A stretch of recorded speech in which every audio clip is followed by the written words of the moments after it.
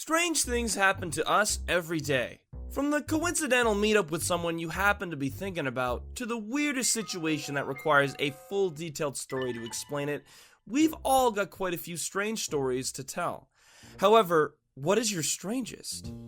Hey guys, my name is TheFearRaiser, and today we're going to be talking about our top 5 picks for the strangest things to ever happen to you. If you want your stories submitted, be sure to do so on our subreddit page or by email, all down in the description below. Also, don't forget to subscribe to my channel to be on top of the latest videos and to also be around for when I upload some more new animations coming soon. So subscribe and let's hit 1 million already, jeez! Our first story is titled, A Surprising Visit by Wooten Lunar. It was when I was 14 years old. I was sledding on the hill that was in my parents' backyard. I did not have that many friends back then, but those I did have were busy with the popular kids. So I was pretty much on my own when it comes to playing in the snow. I was fine with that. I was a pretty awkward kid back then, and probably still pretty awkward now. So I was sledding for a while, but then I stopped a bit sitting at the bottom of the hill because I wanted to think about things in my life. As the sun started to set, I looked up to see over at my neighbor's pond that there was just something floating over there, still and motionless. I could see that it wasn't a bird at first because birds don't tend to just float in the sky. So I stood up trying to figure out who it was, and I tried to scramble words out of my mouth to say hey or something. But little awkward me only stared with my mouth dropped open. I tried to take another step towards him, and he flew off before anything could be said. To this day, I wasn't exactly sure who it was, because there's mainly 2 flying guys out there that I knew who sort of looked like that. Peter Pan and Jack Frost. But since when would a magical person would come over here? Who would believe such a story? But I was just unsure about all of this until I was walking my dogs when I was 18 years old, and my dogs immediately went berserk out of nowhere.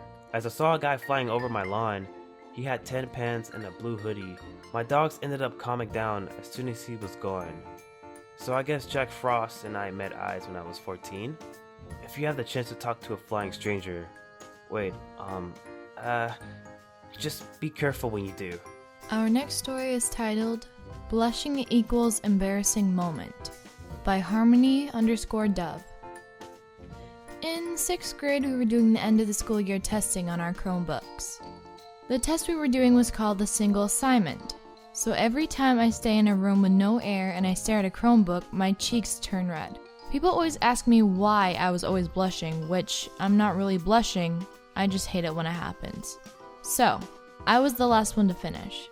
So when I closed my Chromebook, my teacher, let's call her Miss S, said, "Okay class, you guys can talk to your friends for a few minutes while I organize these papers." So, that's what we did, except me. I sat in my chair trying to stay awake, so when I heard someone calling my name, I turned around. And it was a guy, let's call him Chris. Then he said, "Why are you blushing?" I did get a little bit annoyed, but I said, "I'm tired." Then he started teasing me by saying, "You see that guy?" He then pointed to a big in front of me, let's call him Dexter. He was a guy that played soccer, and he was also smart. So then Chris said, "You're blushing because you have a crush on him." Dexter, who sat in front of me, heard what Chris said, so he looked at me and I covered my face with my hands and mumbled, "I don't have a crush on him, I don't have a crush on him." Then, when Dexter looked away from me, I asked my teacher if I could be able to go to the girls' bathroom. She said yes, so I went to the bathroom and splashed cold water on my face, which made the redness from my face fade. I went back to the classroom, and when nobody was looking, I kicked Chris in the leg for revenge.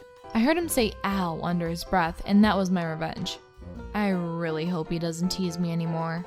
Our next story is titled, When I Became a Pokemon Master by Accident by the Iron Pikachu. So this story was when I was 3 and my older brother went to school. My brother and I both had a DS and we had Game Boy Advance SP games, and one of them was Pokemon Ruby. Ooh, nice. So when my brother was at school, I went with him in his room and grabbed his DS, and I don't remember why, but I was playing Pokemon Ruby, and let's just call my brother Charlie. So Charlie in the game was up to the cave to catch Groudon. I think you know where this is going. So in the game, I went into the cave and I battled Groudon, and I caught him with a Pokeball. And keep in mind, I was 3 and I didn't know what I was doing. So when my brother got home, I did not know the difference between caught and killed. Again, I think you know where this is going. He asked me, "Did you kill Groudon?" I said, "Yes." He asked me, "Did you save the game?" And I didn't, but I said yes anyways. And I cried for 20 minutes straight. I was 3, so don't judge me. Then my brother found out that I did catch Groudon. Also, my birthstone is a Ruby, and it was Pokemon Ruby. And then my Pokemon adventure began. Our next story is titled Random Guy Wanted Me to Send Him What?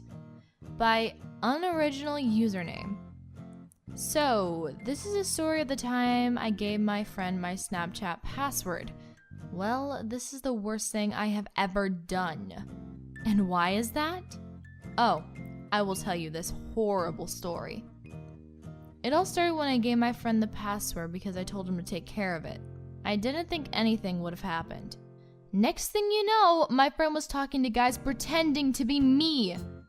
My friend didn't tell them that I was not on my account. I was mad, but I didn't care that much.